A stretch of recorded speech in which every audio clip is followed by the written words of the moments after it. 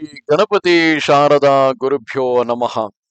ವಸುದೇವ ಸುತಂ ದೇವಂ ಕಂಸಚಾಣೂರಮರ್ದನಂ ದೇವಕಿ ಪರಮಾನಂದಂ ಕೃಷ್ಣಂ ವಂದೇ ಜಗದ್ಗುರುಂ. ಶ್ರೋತೃಗಳಿಗೆ ಶ್ರೀ ಅಳಸಿಂಗರಾಚಾರ್ಯ ವಿರಚಿತ ಶ್ರೀ ವ್ಯಾಸ ಮಹರ್ಷಿ ಪ್ರಣೀತ ಶ್ರೀಮದ್ ಭಾಗವತದ ದಶಮ ಸ್ಕಂದದಲ್ಲಿ ಉದ್ಧವನಿಗೂ ಗೋಪಿಯರಿಗೂ ನಡೆದ ಸಂಭಾಷಣಗಳು ಭ್ರಮರ ಗೀತೆ ಎಂಬ ಅಧ್ಯಾಯಕ್ಕೆ 47ನೆಯ ಅಧ್ಯಾಯಕ್ಕೆ ಸ್ವಾಗತ.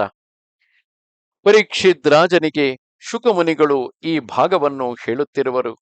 ರಾಜ, ಕೇಳು. ಆ ಉದ್ಧವನಿಗಾದರೂ ಕಮಲ ದಳದಂತೆ ಕಣ್ಣುಗಳು, ಮೊಣಕಾಲಿನವರೆಗೆ ನೀಡಿದ ಭುಜಗಳು, ನಡುವಿನಲ್ಲಿ ಹೊಂಬಣ್ಣದ ಪಟ್ಟೆಮಡಿ, ಕಂಠದಲ್ಲಿ ಕಮಲ ಮಾಲಿಕೆ, ಕಮಲದಂತೆ ಮನೋಹರವಾದ ಮುಖದ ಸೊಗಸು, ಕಿವಿಯಲ್ಲಿ ಥಳಥಳಿಸುವ ಕರ್ಣಕುಂಡಲಗಳು. ಇಂತಹ ಶುಭ ಲಕ್ಷಣಗಳುಳ್ಳ ಆ ಉದ್ಧವನನ್ನು ಕಂಡಾಗ ಗೋಪಸ್ತ್ರೀಯರಿಗೆ ಸಾಕ್ಷಾತ್ತಾಗಿ ಆ ಕೃಷ್ಣನನ್ನೇ ನೋಡಿದಂತಾಯಿತು. ಗೋಪಸ್ತ್ರೀಯರೆಲ್ಲರೂ ಆತನನ್ನು ಕಂಡೊಡನೆ ಆಶ್ಚರ್ಯಭರಿತನಾಗಿ ಮಂದಹಾಸದಿಂದ ಒಬ್ಬರಿಗೊಬ್ಬರು, ಏನಿದು? ಸುಂದರಾಕಾರವುಳ್ಳ ಈತನು ಯಾರಿರಬಹುದು? ಎಲ್ಲಿಂದ ಬಂದವನು? ಯಾರ ಕಡೆಯವನು? ಇವನ ವೇಷಭೂಷಣಗಳೆಲ್ಲವೂ ಕೃಷ್ಣನನ್ನೇ ಹೋಲುತ್ತಿರುವವು ಎಂದು ಒಬ್ಬರಿಗೊಬ್ಬರು ಪ್ರಶ್ನೆ ಮಾಡುತ್ತಾ ಎಲ್ಲರೂ ಆ ಉದ್ಧವನ ಸುತ್ತಲೂ ಬಂದು ನೆರೆದು ನೋಡುತ್ತಿದ್ದರು. ಒಬ್ಬೊಬ್ಬರು ಬಹಳ ವಿನಯದಿಂದ ಅವನ ಸಮೀಪಕ್ಕೆ ಬಂದು ಲಜ್ಜಾ ಗರ್ಭಿತವಾದ ತಮ್ಮ ಮುಗುಳ್ನಗೆಯಿಂದಲೂ ಪ್ರೀತಿಪೂರ್ವಕವಾದ ನೋಟಗಳಿಂದಲೂ ಪ್ರಿಯ ವಚನಗಳಿಂದಲೂ ಅವನನ್ನು ಸತ್ಕರಿಸಿ ಸುಖಾಸನವನ್ನು ಕೊಟ್ಟು ಕುಳ್ಳಿರಿಸಿದರು. ಅವನ ಗುಣರೂಪಾದಿಗಳಿಂದ ಅವನು ಕೃಷ್ಣನ ಕಡೆಯವನಾಗಿರಬಹುದೆಂದು ತಿಳಿದುಕೊಂಡು ಏಕಾಂತದಲ್ಲಿ ಅವನನ್ನು ಕುರಿತು ಪ್ರಶ್ನೆ ಮಾಡುವರು. ಓ ಸೌಮ್ಯ, ನಿನ್ನನ್ನು ನೋಡಿದರೆ ಕೃಷ್ಣನ ಕಡೆಯವನೆಂದು ತೋರುವುದು.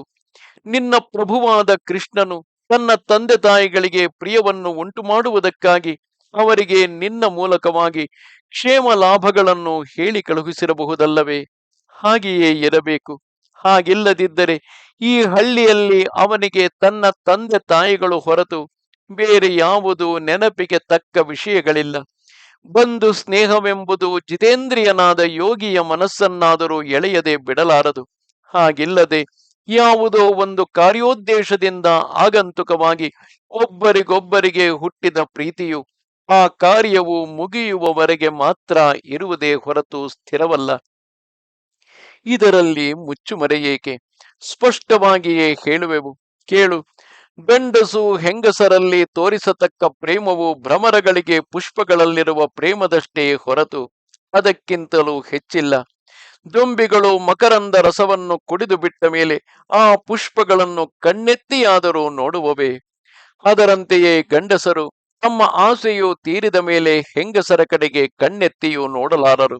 ಹೀಗೆಯೇ ಲೋಕದಲ್ಲಿ ವೇಶ್ಯ ಸ್ತ್ರೀಯರು ಧನಹೀನನಾದ ವಿಟನನ್ನು, ಪ್ರಜೆಗಳು ಶಕ್ತಿಹೀನನಾದ ರಾಜನನ್ನು, ಶಿಷ್ಯರು ವಿದ್ಯೆಯನ್ನು ಕಲಿತ ಮೇಲೆ ಆಚಾರ್ಯನನ್ನು, ಋತ್ವಿಕ್ಕುಗಳು ದಕ್ಷಿಣೆಯು ಕೈಗೆ ಬಿದ್ದ ಮೇಲೆ ಯಜಮಾನನನ್ನು, ಪಕ್ಷಿಗಳು ಫಲಹೀನವಾದ ವೃಕ್ಷವನ್ನು, ಅತಿಥಿಗಳು ಊಟವಾದ ಮೇಲೆ ಗೃಹಸ್ಥರ ಮನೆಗಳನ್ನು, ಮೃಗಗಳು ಬೆಂದು ಹೋದ ಅರಣ್ಯವನ್ನು, ಜಾರ ಪುರುಷರು ತಮ್ಮ ಭೋಗದಾಸೆಯು ತೀರಿದ ಮೇಲೆ ಹೆಂಗಸರನ್ನು ಅನಾದರಿಸಿ ಹೋಗುವುದು ಸಹಜವು.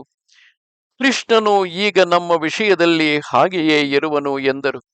ಓ ರಾಜೇಂದ್ರ, ಹೀಗೆ ಗೋಪಿಯರು ಕೃಷ್ಣನ ಕಡೆಯಿಂದ ಬಂದ ಉದ್ಧವನನ್ನು ಕಂಡೊಡನೆ ತಮ್ಮ ಗೃಹ ಕೃತ್ಯಗಳೆಲ್ಲವನ್ನು ಬಿಟ್ಟು ಮನೋವಾಕ್ಕಾಯಗಳೆಂಬ ತ್ರಿಕರಣಗಳನ್ನು ಆ ಕೃಷ್ಣನ ವಿಷಯದಲ್ಲಿಯೇ ಅರ್ಪಿಸಿದವರಾಗಿ ವಿರಹ ತಾಪದಿಂದ ಕುದಿಯುತ್ತಿದ್ದರು. ಆ ಕೃಷ್ಣನ ಚರಿತ್ರಗಳನ್ನೇ ಬಾಯಿಂದ ಹಾಡುತ್ತಾ ಆತನು ಶೈಶವದಲ್ಲಿಯೂ ಬಾಲ್ಯದಲ್ಲಿಯೂ ನಡೆಸಿದ ಕಾರ್ಯಗಳೆಲ್ಲವನ್ನು ಮನಸ್ಸಿನಲ್ಲಿ ನೆನೆಸಿಕೊಂಡು ಲಜ್ಜೆಯಿಲ್ಲದೆ ಅಳುವುದಕ್ಕೂ ಆರಂಭಿಸಿದರು. ಭ್ರಮರ ಗೀತೆ. ಅವರಲ್ಲಿ ಒಬ್ಬಳು ಕೃಷ್ಣನ ಸಮಾಗಮವನ್ನು ಮನಸ್ಸಿನಲ್ಲಿ ಭಾವಿಸಿಕೊಂಡು ತನ್ನ ಮುಂದೆ ಹಾರಾಡುತ್ತಿದ್ದ ಒಂದಾನೊಂದು ಭ್ರಮರವನ್ನು ನೋಡಿ ಅದನ್ನೇ ಕೃಷ್ಣನು ತನ್ನ ಕಡೆಗೆ ಕಳುಹಿಸಿಕೊಟ್ಟ ದೂತನೆಂದು ಭಾವಿಸಿ ಹೀಗೆಂದು ಹೇಳುವಳು. ಓ ಮಧುಪ, ನೀನು ಧೂರ್ತನಾದ ಆ ಕೃಷ್ಣನ ದೂತನಲ್ಲವೇ? ಅದಕ್ಕೆ ತಡೆಯೇನು? ನಮ್ಮ ಸವತಿಯರ ಕಂಠದಲ್ಲಿರುವ ಪುಷ್ಪ ಮಾಲಿಕೆಯಲ್ಲಿ ಬಿದ್ದು ಅಲ್ಲಿನ ಸ್ತನ ಕುಂಕುಮದ ಧೂಳನ್ನು ಅಂಟಿಸಿಕೊಂಡು ಬಂದಿರವೆಯಲ್ಲವೇ? ನಿನ್ನ ಮೀಸೆಯಿಂದ ನಮ್ಮ ಕಾಲಿಗೆ ಬೀಳಬೇಡ, ಹೋಗು, ಆ ಮೀಸೆಯಿಂದ ನಮ್ಮ ಕಾಲನ್ನು ಮುಟ್ಟಬೇಡ. ಆ ನನ್ನ ಸವತಿಯರ ಕಾಲಿಗೆ ಬೀಳುವಂತೆ ಕೃಷ್ಣನಿಗೆ ಹೇಳು. ನೀನು ನಮ್ಮ ಕಾಲಿಗೆ ಬೀಳಬೇಕಾದುದಿಲ್ಲ. ನಿನ್ನ ಕೃಷ್ಣನಿಗೆ ನಮ್ಮ ಅನುಗ್ರಹವೇನು ಬೇಕಾದುದಿಲ್ಲ. ಆ ಕೃಷ್ಣನ ಕಪಟ ಪ್ರೇಮವನ್ನು 4 ಜನಗಳ ಮುಂದೆ ಹೇಳಿ ಹಗರಣ ಮಾಡಬೇಕಾದುದೇ ಉಚಿತವು. ಹೊಸ ಹೆಂಗಸರನ್ನು ಹುಡುಕತಕ್ಕ ಆ ಕೃಷ್ಣನಿಗೆ ಹೊಸ ಹೊಸ ಹೂಗಳನ್ನು ಹುಡುಕತಕ್ಕ ನೀನು ತಕ್ಕ ದೂತನೇ ಸರಿ. ನೀನು ಒಂದಾವರ್ತಿ ಮುಟ್ಟಿ ಮಧುಪಾನ ಮಾಡಿದ ಹೂಗಳನ್ನು ಬಿಟ್ಟು ಹೋಗುವಂತೆ ಅವನು ನಮಗೆ ಸಮಸ್ತ ತಾಪ ನಿವಾರಕವಾದ ತನ್ನ ಅಧರಾಮೃತವನ್ನು ಪಾನ ಮಾಡಿಸಿ ಬಿಟ್ಟು ಹೋದನು. ಲಕ್ಷ್ಮೀ ದೇವಿಯು ಅವನನ್ನು ಹೇಗೆ ತಾನೇ ನಂಬಿ ಅವನ ಪಾದ ಸೇವೆಯನ್ನು ಮಾಡುತ್ತಿರುವಳೋ ಕಾಣೆವು. ಒಂದು ವೇಳೆ ಅಲ್ಲಲ್ಲಿ ವೈದಿಕರಾದ ಯೋಗಿಗಳು ಅವನ ವಿಷಯವಾಗಿ ಹೇಳುತ್ತಿರುವ ಸುಳ್ಳು ಗುಣಗಳನ್ನು ಕೇಳಿ ಅವಳು ಮೋಸ ಹೋಗಿರಬಹುದು. ಅಂತಹ ಮಾತಿಗೆ ನಾವು ಮರುಳಾಗುವವರಲ್ಲ. ಹೋಗು, ಓ ಭೃಂಗವೇ, ನೀನು ಹಳ್ಳಿಯ ಹೆಂಗಸರಾದ ನಮ್ಮ ಮುಂದೆ ಬಂದು ಸುಮ್ಮನೆ ಹೀಗೆ ಕೂಗುವುದರಿಂದ ಪ್ರಯೋಜನವಿಲ್ಲ. ಆ ಕೃಷ್ಣನನ್ನು ಕೊಂಡಾಡುವ ನಿನ್ನ ಗಾನಗಳಿಗೆ ನಾವೇನು ಮರುಳಾಗುವವರಲ್ಲ. ನಾವು ಬಹುಕಾಲದಿಂದ ಅವನನ್ನು ತಿಳಿದು ಬಲ್ಲೆವು.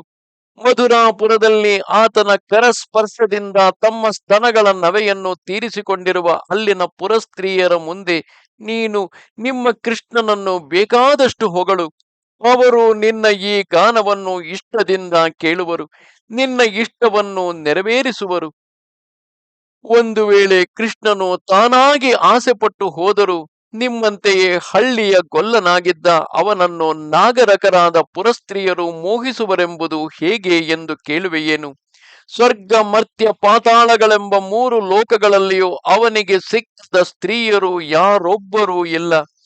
ಪಟವಾದ ಅವನ ಮಂದಹಾಸಕ್ಕೂ ಅವನ ಹುಬ್ಬಿನಾಟಗಳಿಗೂ ಮರುಳಾಗದವರು ಯಾರೂ ಇಲ್ಲ. ಸಾಕ್ಷಾತ್ ಲಕ್ಷ್ಮೀ ದೇವಿಯು ಅವನ ಮೋಸಕ್ಕೆ ಮರುಳಾಗಿಯೇ ಅಲ್ಲವೇ ಅವನ ಪಾದ ರಜಸ್ಸನ್ನು ಸೇವಿಸುತ್ತಿರುವಳು. ಆದರೆ ನಾವು ಮಾತ್ರ ಹಾಗೆ ಮೋಸ ಹೋಗುವವರಲ್ಲವೆಂದು ತಿಳಿ.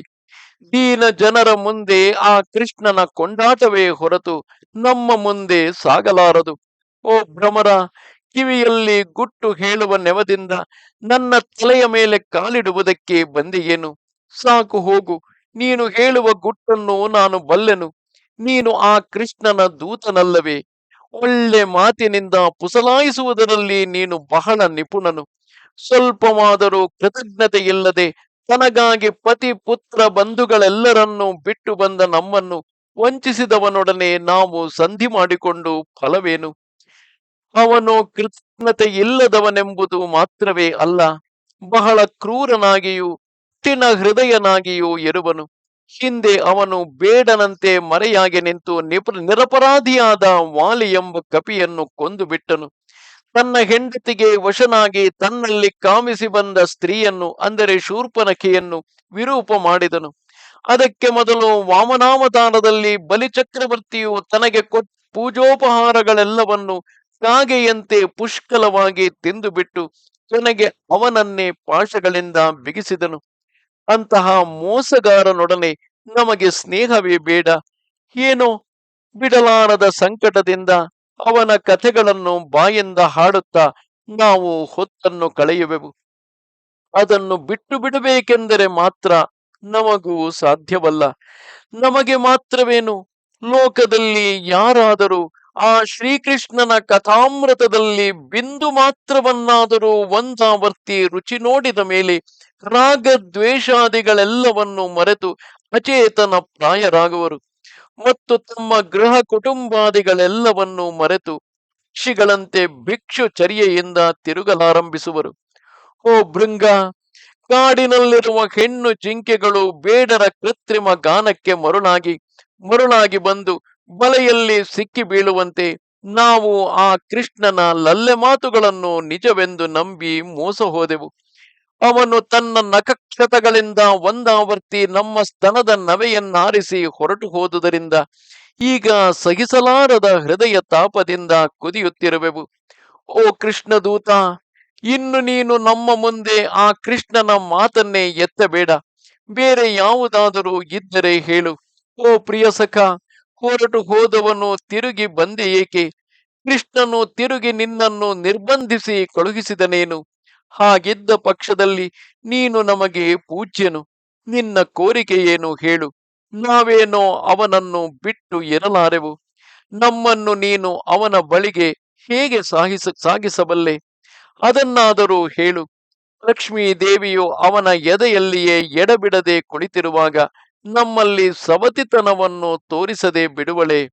ನಮ್ಮನ್ನು ಅವನ ಸಮೀಪಕ್ಕೆ ಹೊದ್ದಿಸುವಳೆ? ಓ ಸೌಮ್ಯ, ಕೃಷ್ಣನು ಯಾವಾಗಲೂ ಆ ಮಧುರೆಯಲ್ಲಿಯೇ ಇರುವನೆ. ಅವನು ಎಲ್ಲಿ ತನ್ನ ತಂದೆ ತಾಯಿಗಳನ್ನು, ಬಂಧುಗಳನ್ನು, ತನ್ನ ಮನೆಯನ್ನು, ತನ್ನ ಗೋವುಗಳನ್ನು, ತನ್ನ ಸಂಗಡಿಗನಾದ ಗೋಪಾಲಕರನ್ನು ನಿಜವಾಗಿ ಇನ್ನೂ ಸ್ಮರಣೆಯಲ್ಲಿ ಇಟ್ಟಿರುವನೆ? ಎಂದಾದರೂ ಒಮ್ಮೆ ಅವನು ಹಳ್ಳಿಯ ಪ್ರಸ್ತಾವದಲ್ಲಿಯಾದರೂ ದಾಸಿಯರಾದ ನಮ್ಮ ವಿಷಯವನ್ನು ಕುರಿತು ಮಾತಾಡುವನೆ? ಅಯ್ಯೋ, ಆ ಕೃಷ್ಣನು ಅಗರು ಗಂಧ ವಿಶಿಷ್ಟವಾದ ತನ್ನ ಭುಜವನ್ನು ನಮ್ಮ ಶಿರಸ್ಸಿನ ಮೇಲೆ ಯಾವಾಗ ಇಡುವನೋ ಕಾಣೆವಲ್ಲ ಎಂದಳು.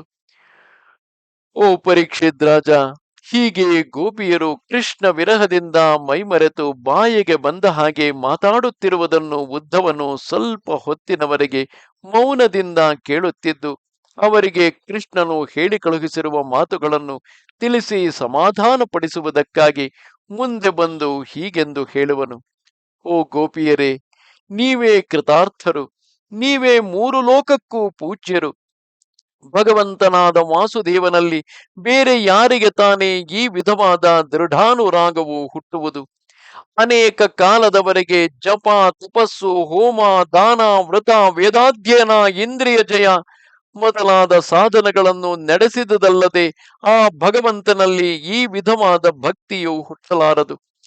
ನಿಮಗೆ ಈಗ ಹುಟ್ಟಿರುವ ಭಕ್ತಿಯಾದರೂ ಅಸಾಧಾರಣವಾಗಿರುವುದು. ಈ ವಿಧವಾದ ಭಕ್ತಿಯು ಮಹಾಯೋಗಿಗಳಿಗೂ ದುರ್ಲಭವು.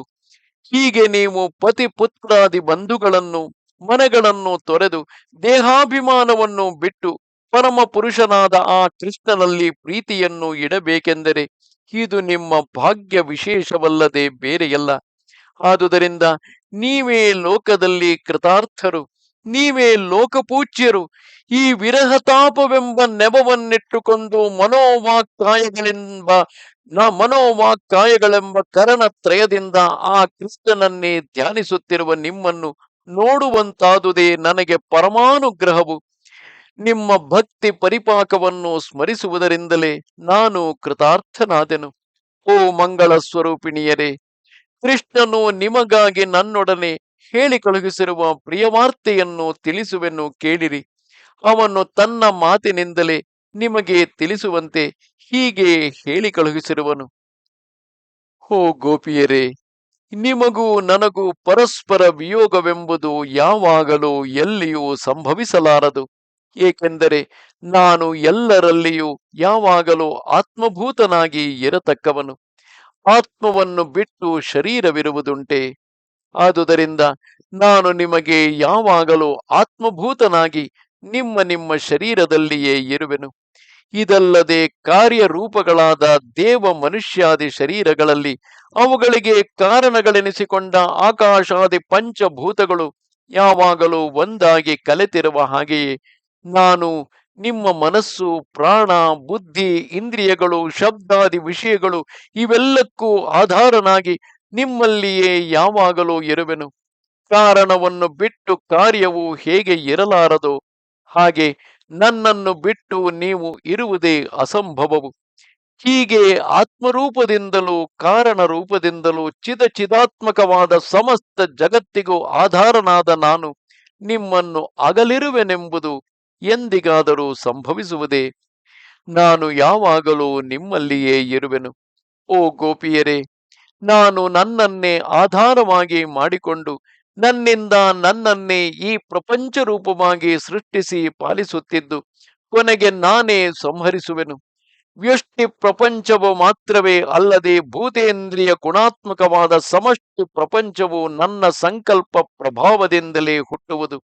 ಆದುದರಿಂದ ನನ್ನನ್ನು ಬಿಟ್ಟು ಸ್ವತಂತ್ರ ವಸ್ತುವು ಯಾವುದೊಂದಾದರೂ ಇರುವುದಿಲ್ಲ. ಹೀಗೆ ಜಗತ್ತೆಲ್ಲವೂ ನಾನೇ ಆಗಿರುವಾಗ ನಾನು ನಿಮ್ಮನ್ನು ಅಗಲಿರುವೆನೆಂಬುದು ಅಸಂಭವವಲ್ಲವೇ? ಹಾಗಿದ್ದರೆ ನೀನು ನಾನೆಂಬ ಭೇದ ಬುದ್ಧಿಯು, ಸಂಯೋಗ ವಿಯೋಗಗಳಿಂದ ಉಂಟಾದ ಸುಖ ದುಃಖಗಳು ಮನುಷ್ಯರಿಗೆ ಹುಟ್ಟುವುದು ಹೇಗೆ ಎಂದು ಕೇಳುವಿರಾ? ಇವೆಲ್ಲಕ್ಕೂ ಕರ್ಮ ವಾಸನೆಯಿಂದ ಉಂಟಾದ ಮನಸ್ಸಿನ ವ್ಯಾಪಾರವೇ ಕಾರಣವು. ಆತ್ಮವೆಂಬುದು ಸಹಜವಾಗಿ ಶುದ್ಧವಾದುದು, ಕೇವಲ ಜ್ಞಾನ ಸ್ವರೂಪವಾಗಿ ದೇಹೇಂದ್ರಿಯಾದಿಗಳಿಗಿಂತಲೂ ವಿಲಕ್ಷಣವಾಗಿರುವುದು. ಹಾಗಿದ್ದರೂ ಪ್ರಕೃತಿ ಪರಿಣಾಮ ರೂಪಗಳಾದ ಎಚ್ಚರ, ಕನಸು, ನಿದ್ರೆಗಳೆಂಬ ಮನಸ್ಸಿನ ವ್ಯಾಪಾರಗಳಿಂದ ಆ ವಿಧವಾದ ಭೇದ ಬುದ್ಧಿಗಳೆಲ್ಲವೂ ಹುಟ್ಟುವವು.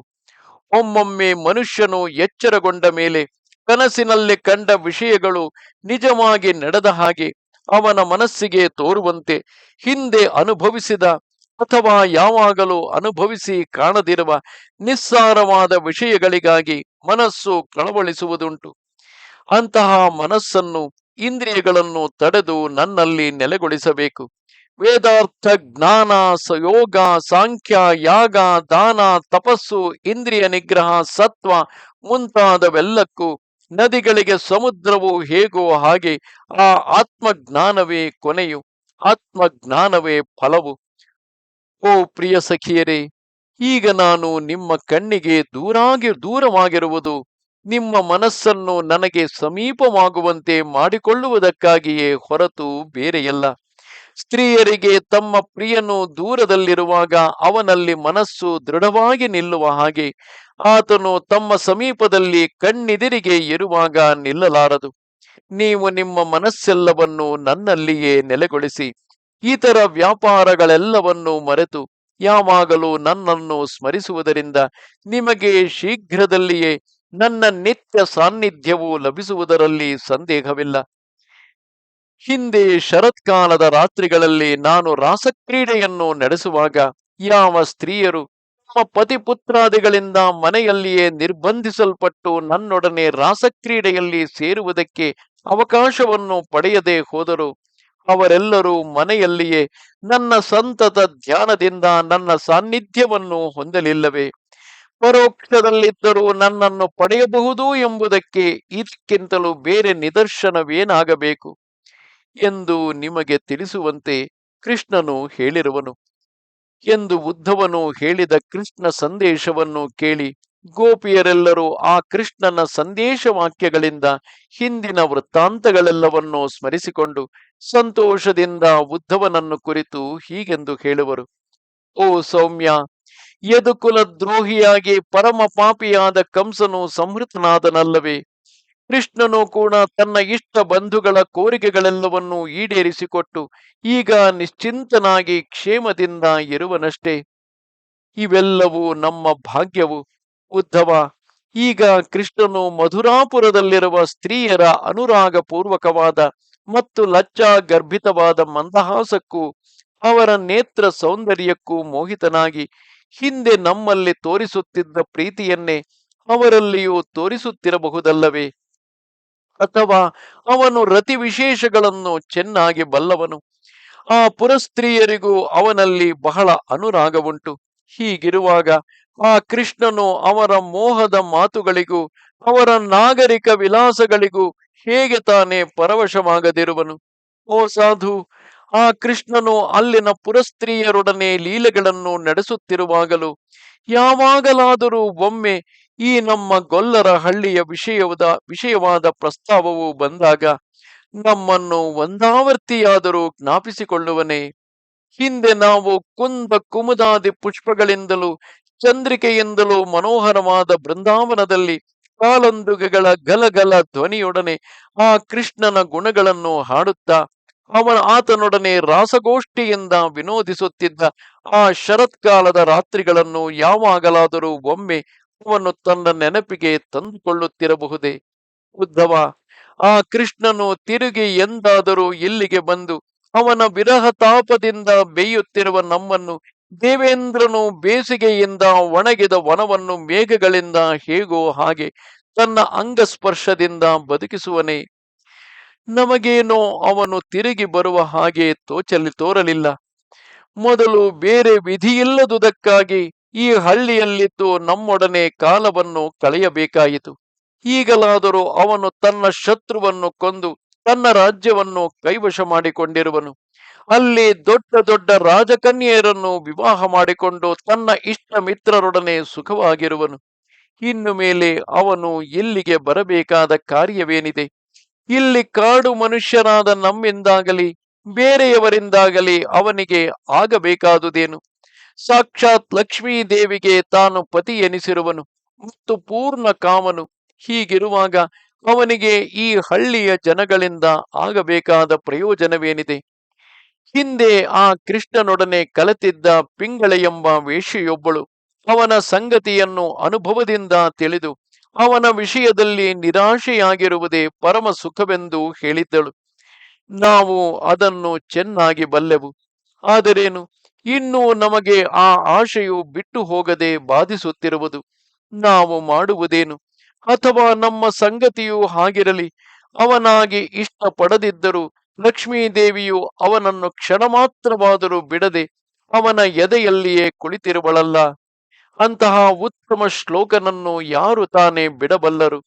ಈ ನದಿಗಳು, ಈ ಪರ್ವತಗಳು, ಈ ವನಪ್ರದೇಶಗಳು, ಈ ಗೋವುಗಳು, ಈ ಕೊಳಲಿನ ಧ್ವನಿಗಳು ಇವೆಲ್ಲವೂ ಹಿಂದೆ ಆ ಕೃಷ್ಣನು ಅನುಭವಿಸಿ ಬಿಟ್ಟು ಹೋದ ವಸ್ತುಗಳೇ. ಆ ನಂದ ಕುಮಾರನ ಪಾದ ಚಿಹ್ನಗಳಿಂದ ಶೋಭಿತವಾದ ಈ ಪ್ರದೇಶವು ನಮ್ಮ ಕಣ್ಣಿಗೆ ಬೀಳುತ್ತಿರುವವರೆಗೆ ನಾವು ಹೇಗೆ ತಾನೇ ಆತನನ್ನು ಮರೆಯಬಲ್ಲೆವು? ಹಿಂದೆ ಆ ಕೃಷ್ಣನ ಗಂಭೀರವಾದ ನಡೆಯನ್ನು, ಅವನ ಮಂದಹಾಸದ ಸೊಗಸನ್ನು, ವಿಲಾಸ ವಿಶಿಷ್ಟವಾದ ಅವನ ದೃಷ್ಟಿ ಸೌಂದರ್ಯವನ್ನು ಆಗಾಗ ನೋಡಿ ಅದರಿಂದ ಪರಮಶ ಹೃದಯರಾದ ನಮಗೆ ಈಗ ಅವೆಲ್ಲವನ್ನು ಮರೆತು ಬಿಡಬೇಕೆಂದರೆ ಹೇಗೆ ತಾನೇ ಸಾಧ್ಯವು?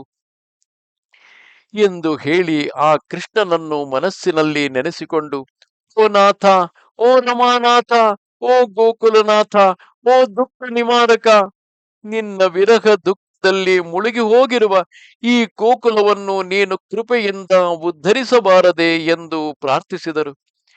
ಓ ಪರೀಕ್ಷಿತ್ ರಾಜ, ಆಮೇಲೆ ಆ ಗೋಪಿಯರೆಲ್ಲರೂ ಕೃಷ್ಣನು ತಮಗೆ ಹೇಳಿ ಕಳುಹಿಸಿದ ಸಂದೇಶಗಳನ್ನು ಸ್ಮರಿಸಿಕೊಂಡು ಆ ಕೃಷ್ಣನು ಸರ್ವಾಂತರಾತ್ಮನೆಂಬುದನ್ನು ತಿಳಿದು ಮನಸ್ಸನ್ನು ಸಮಾಧಾನ ಮಾಡಿಕೊಂಡು ದೂತನಾಗಿ ತಮ್ಮಲ್ಲಿಗೆ ಬಂದ ಉದ್ಧವನನ್ನು ಅನೇಕ ವಿಧದಿಂದ ಸತ್ಕರಿಸಿ ಪೂಜಿಸಿದರು.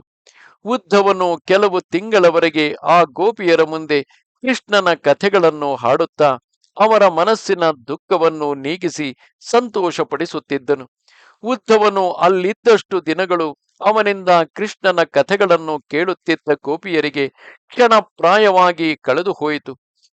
ಮತ್ತು ಉದ್ಧವನು ಅಲ್ಲಿನ ಪರ್ವತಗಳನ್ನು, ಅರಣ್ಯಗಳನ್ನು, ನದಿಗಳನ್ನು, ಪುಷ್ಪಿತಗಳಾದ ವನಗಳನ್ನು ನೋಡುತ್ತಾ ಅಲ್ಲಲ್ಲಿ ಕೃಷ್ಣನು ನಡೆಸಿದ ಲೀಲೆಗಳನ್ನು ಪ್ರಶ್ನೆ ಮಾಡುವುದರಿಂದ ಅವರಿಗೆ ಆಗಾಗ ಆತನ ಸ್ಮರಣೆಯನ್ನು ಉಂಟು ಮಾಡುತ್ತಾ ಸಂತೋಷದಿಂದ ಇರುತ್ತಿದ್ದನು. ಗೋಪಿಯರು ಸದಾ ಕೃಷ್ಣನ ಚಿಂತೆಯಿಂದ ಕೊರಗುತ್ತಿರುವುದನ್ನು ನೋಡಿ ಉದ್ಧವನು ಅವರ ಭಕ್ತಿಗೆ ಮೆಚ್ಚಿ ಸಂತೋಷದಿಂದ ಅವರಿಗೆ ನಮಸ್ಕರಿಸುತ್ತಾ ತನ್ನಲ್ಲಿ ತಾನು ಅವರನ್ನು ಹೀಗೆಂದು ಕೊಂಡಾಡುವನು. ಆಹಾ, ಲೋಕದಲ್ಲಿ ಈ ಗೋಪಿಯರಲ್ಲವೇ ಸಾರ್ಥಕವಾದ ಜನ್ಮವುಳ್ಳವರು. ಅಖಿಲಾತ್ಮನಾದ ಗೋವಿಂದನಲ್ಲಿ ಇವರಿಗೆ ಹುಟ್ಟಿರುವ ಭಕ್ತಿ ವಿಶೇಷವು ಬೇರೆ ಯಾರಿಗೆ ತಾನೇ ಹುಟ್ಟುವುದು? ಸಂಸಾರಕ್ಕೆ ಭಯಪಟ್ಟು ಮೋಕ್ಷಾಪೇಕ್ಷೆಯಿಂದಿರುವ ಮಹಾಮುನಿಗಳು ಅಲ್ಪರಾದ ನನ್ನಂಥವರು ಅಪೇಕ್ಷಿಸಬೇಕಾದುದು ಇದೇ ಅಲ್ಲವೇ? ಆ ಭಗವಂತನ ಕಥಾನುಭವದಲ್ಲಿ ಈ ವಿಧವಾದ ಅಭಿರುಚಿಯು ಹುಟ್ಟಿದ ಮೇಲೆ ಬ್ರಹ್ಮಪಟ್ಟದಲ್ಲಿಯಾಗಲಿ ಬ್ರಾಹ್ಮಣ ಜನ್ಮದಲ್ಲಿಯಾಗಲಿ ಅತಿಶಯವೇನು? ಹಳ್ಳಿಯಲ್ಲಿ ಕೊಲ್ಲತಿಯರಾಗಿ ಹುಟ್ಟಿದ್ದರೂ ಇವರ ಜನ್ಮವೇ ಜನ್ಮವು. ಅಡವಿಯಲ್ಲಿ ತಿರುಗುತ್ತಾ ಮೃಗಗಳಂತೆ ಕೇವಲ ವ್ಯಭಿಚಾರಶೀಲರಾದ ಈ ಕೊಲ್ಲತಿಯರೆಂದರೇನು? ಆ ಪರಮಾತ್ಮನಲ್ಲಿ ಈ ವಿಧವಾದ ಭಕ್ತಿಯು ಹುಟ್ಟುವುದೆಂದರೇನು? ಮುಖ್ಯವಾಗಿ ಕರುಣಾನಿಧಿಯಾದ ಭಗವಂತನು ತನ್ನ ಸ್ವರೂಪವನ್ನು ನಿಜವಾಗಿ ತಿಳಿಯಲಾರದ ಮೂಢರಿಗೂ ಅವರು ಯಾವುದೋ ಒಂದು ಭಾವದಿಂದ ತನ್ನನ್ನು ಭಜಿಸಿದಾಗ ಸಾಯುವ ರೋಗಿಗೆ ಜೀವಾಮೃತವನ್ನು ಕುಡಿಸಿದಂತೆ ಅವರಲ್ಲಿ ಅನುಗ್ರಹವನ್ನು ತೋರಿಸಿ ಶ್ರೇಯಸ್ಸನ್ನು ಕೈಗೂಡಿಸುವನು. ಈ ಗೋಪಾಂಗನೆಯರಿಗೆ ಲಭಿಸಿದ ಈ ಭಾಗ್ಯವು ಸದಾ ಭಗವಂತನ ವಕ್ಷಸ್ಥಳದಲ್ಲಿ ನೆಲೆಗೊಂಡಿರತಕ್ಕ ಲಕ್ಷ್ಮೀ ದೇವಿಗಾಗಲಿ ಕಮಲದಂತೆ ದೇಹಕಾಂತಿಯುಳ್ಳ ಪದ್ಮಗಂಧಿನಿಯರಾದ ದೇವಸ್ತ್ರೀಯರಿಗಾಗಲಿ ಲಭಿಸಲಾರದು. ಇನ್ನು ಇತರ ಸಾಮಾನ್ಯ ಸ್ತ್ರೀಯರ ಮಾತೇನು? ಹಿಂದೆ ರಾಸಕ್ರೀಡಾ ಮಹೋತ್ಸವದಲ್ಲಿ ಆ ಪರಮ ಪುರುಷನ ಭುಜಗಳಿಂದ ಆಲಂಗಿಸಲ್ಪಟ್ಟ ಕಂಠವುಳ್ಳವನಾಗಿ ಆತನ ಶರೀರ ಸ್ಪರ್ಶದಿಂದ ಉಂಟಾದ ಸೌಖ್ಯವನ್ನು ಅನುಭವಿಸಿದ ಈ ಗೋಪಿಯರ ಭಾಗ್ಯವು ಬೇರೆ ಯಾರಿಗೆ ತಾನೇ ಲಭಿಸುವುದು? ಆಹಾ, ಈ ಗೋಪಿಯರು ತಮ್ಮ ಪತಿಪುತ್ರಾದಿಗಳನ್ನು ತೊರೆದು ಆರ್ಯ ಧರ್ಮವನ್ನು ಅನಾದರಿಸಿ ವೇದಗಳಿಗೂ ಅಗೋಚರನಾದ ಆ ಕೃಷ್ಣನೊಡನೆ ಕಲೆತಿದ್ದರಲ್ಲವೇ? ಇಂತಹ ಮಹಾಭಾಗ್ಯವತಿಯರ ಪಾದ ಧೂಳಿಯ ಸಂಬಂಧ ಉಂಟಾಗುವಂತೆ ನನಗೆ ಈ ಬೃಂದಾವನದಲ್ಲಿರುವ ತರು ಗುಲ್ಮ ಲತಾದಿಗಳಲ್ಲಿ ಯಾವುದಾದರೊಂದು ಜನ್ಮವು ಲಭಿಸಿದರೆ ಸಾಕು. ಅದೇ ನನಗೆ ಪರಮ ಭಾಗ್ಯವು. ಯಾವುದನ್ನು ಲಕ್ಷ್ಮೀದೇವಿಯು ಭಕ್ತಿಯಿಂದ ಅರ್ಚಿಸುವಳು ಮತ್ತು ಆಪ್ತ ಕಾಮರಾದ ಬ್ರಹ್ಮಾದಿ ದೇವತೆಗಳು ಮುನಿಗಳು ತಮ್ಮ ಮನಸ್ಸಿನಲ್ಲಿಟ್ಟು ಧ್ಯಾನಿಸುವರು, ಅಂತಹ ಶ್ರೀಕೃಷ್ಣನ ಪಾದಾರವಿಂದವನ್ನು ಆಗಾಗ ತಮ್ಮ ಎದೆಯ ಮೇಲಿಟ್ಟು ಒತ್ತಿಕೊಳ್ಳುತ್ತಿರುವ ಈ ಗೋಪಿಯರ ಭಾಗ್ಯಕ್ಕಿಂತಲೂ ಭಾಗ್ಯವುಂಟೆ? ಯಾರ ಬಾಯಿಂದ ಹೊರಟ ಹರಿಕಥಾ ಗಾನವು ತ್ರೈಲೋಕ್ಯವನ್ನು ಪಾವನ ಮಾಡುತ್ತಿರುವುದು, ಆ ಗೋಪಾಂಗನೆಯರ ಪಾದ ರೇಣುವನ್ನು ಬಾರಿ ಬಾರಿಗೂ ವಂದಿಸುವೆನು. ಹೀಗೆಂದು ಹೇಳಿ ಉದ್ಧವನು ಆ ಗೋಪಿಯರ ಮಹಿಮೆಯನ್ನು ಮನಸ್ಸಿನಲ್ಲಿಯೇ ಕೊಂಡಾಡುತ್ತಾ ಆ ಗೋಪಿಯರಿಗೂ ನಂದ ಯಶೋದೆಯರಿಗೂ ಇತರ ಗೋಪಾಲಕರಿಗೂ ತಾನು ಹೋಗಿ ಬರುವುದಾಗಿ ತಿಳಿಸಿ ತನ್ನ ರಥವನ್ನೇರಿದನು. ಆಗ ನಂದಾದಿಗಳೆಲ್ಲರೂ ಪ್ರಯಾಣ ಸನ್ನದ್ಧನಾಗಿರುವ ಆ ಉದ್ಧವನಿಗೆ ಕೈಕಾಣಿಕೆಗಳನ್ನು ತಂದೊಪ್ಪಿಸಿ ಕಣ್ಣುಗಳಲ್ಲಿ ಪ್ರೇಮ ಬಾಷ್ಪವನ್ನು ಸುರಿಸುತ್ತಾ ಹೀಗೆಂದು ಹೇಳುವರು: ಉದ್ಧವ, ಸೌಮ್ಯ, ಇನ್ನು ನಾವು ಹೇಳಬೇಕಾದುದೇನಿದೆ? ಮುಖ್ಯವಾಗಿ ನಮ್ಮ ಮನೋವ್ಯಾಪಾರಗಳೆಲ್ಲವೂ ಆ ಶ್ರೀಕೃಷ್ಣನ ಪಾದಾರವಿಂದದಲ್ಲಿಯೇ ನೆಲೆಯಾಗಿ ನಿಲ್ಲಲಿ. ನಮ್ಮ ವಾಕ್ಕುಗಳೆಲ್ಲವೂ ಆತನ ನಾಮಗಳನ್ನೇ ನುಡಿಯುತ್ತಿರಲಿ. ನಮ್ಮ ದೇಹವು ಆತನ ಪಾದವಂದನಾದಿ ಕಾರ್ಯಗಳಲ್ಲಿಯೇ ನಿರತವಾಗಿರಲಿ. ಕರ್ಮಾನುಗುಣವಾದ ಈಶ್ವರ ಇಚ್ಛೆಯಿಂದ ಸಂಸಾರ ಮಾರ್ಗದಲ್ಲಿ ತೊಳಲುತ್ತಿರುವ ನಾವು ಏನಾದರೂ ಶುಭ ಕರ್ಮವನ್ನು ನಡೆಸಿದ್ದರೆ, ದಾನ ಧರ್ಮಗಳನ್ನೇನಾದರೂ ಮಾಡಿದ್ದರೆ ಅದರ ಫಲದಿಂದ ನಮಗೆ ಆ ಕೃಷ್ಣನಲ್ಲಿಯೇ ಅನುರಾಗವು ಶಾಶ್ವತವಾಗಿರಲಿ ಎಂದರು. ಹೀಗೆ ಗೋಪಾಲಕರು ಕೃಷ್ಣನಲ್ಲಿರುವ ಭಕ್ತಿಯಿಂದ ಆತನಿಗೆ ದೂತನಾಗಿ ಬಂದ ಉದ್ಧವನನ್ನು ಸನ್ಮಾನಿಸಲು ಆ ಉದ್ಧವನು ಅಲ್ಲಿಂದ ಹೊರಟು ಮಧುರೆಗೆ ಬಂದನು. ಕೃಷ್ಣನಿಗೆ ಸಂತೋಷದಿಂದ ನಮಸ್ಕರಿಸಿ ತಾನು ಹೋಗಿ ಬಂದ ವೃತ್ತಾಂತವನ್ನು ಗೋಕುಲದವರಿಗೆ ಆ ಕೃಷ್ಣನಲ್ಲಿರುವ ಭಕ್ತಿ ಅತಿಶಯವನ್ನು ತಿಳಿಸಿದನು. ಕೃಷ್ಣನಿಗೂ ಬಲರಾಮನಿಗೂ ಉಗ್ರಸೇನ ರಾಜನಿಗೂ ನಂದಾದಿಗಳು ಕಳುಹಿಸಿಕೊಟ್ಟ ಕಾಣಿಕೆಗಳನ್ನು ಒಪ್ಪಿಸಿದನು. ಇದು 47ನೆಯ ಅಧ್ಯಾಯವು. ನಮಸ್ತೆ ಶಾರದೆ ದೇವಿ ಕಾಶ್ಮೀರ ಪುರವಾಸಿನಿ ತ್ವಾಮಹಂ ಪ್ರಾರ್ಥಯೇ ನಿತ್ಯಂ ವಿದ್ಯಾದಾನಂಚ ದೇಹಿ ಮೇ. ನಮಸ್ಕಾರ.